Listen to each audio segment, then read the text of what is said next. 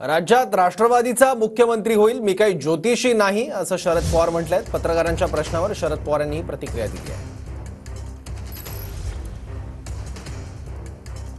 राष्ट्रवादीला सीट्स किती मिळतील आता? हे काही ज्योतिषी मुख्यमंत्री होईल राष्ट्रवादीचा? हे काही ज्योतिषी नाही। साहेब राष्ट्रवादीला सीट्स किती मिळतील आता? हे काही ज्योतिषी मुख्यमंत्री होईल राष्ट्रवादीचा? हे काही ज्योतिषी नाही। पक्ष घरं फोडली तसंच नातीगोती तोडली, त्यांना धडा शिकवायचा असं पवार म्हणाले। महायुती सरकारवर टीका करत शरद पवारांनी मतदारांना आवाहन केलंय। सुसंस्कृत राजकारण नासवलं, पवारांनी वृत्तपत्राला जाहिरात देत महायुती सरकारवर सडकून टीका केली आहे। सत्तेचा वापर करून सुसंस्कृत राजकारण नासवलं, दुसऱ्यांचे पक्ष फोडले, घरं फोडली, नातीगोती ताडली, जातीपातींमध्ये वैर पसरवलं, आरक्षण देण्याऐवजी कोर्टात याचिकाकर्ते उभे केले, त्यांना आता धडा शिकवायचा आहे। धर्माच्या नावाखाली मनुवादाला जवळ करणं हा महायुती सरकारचा उद्योग।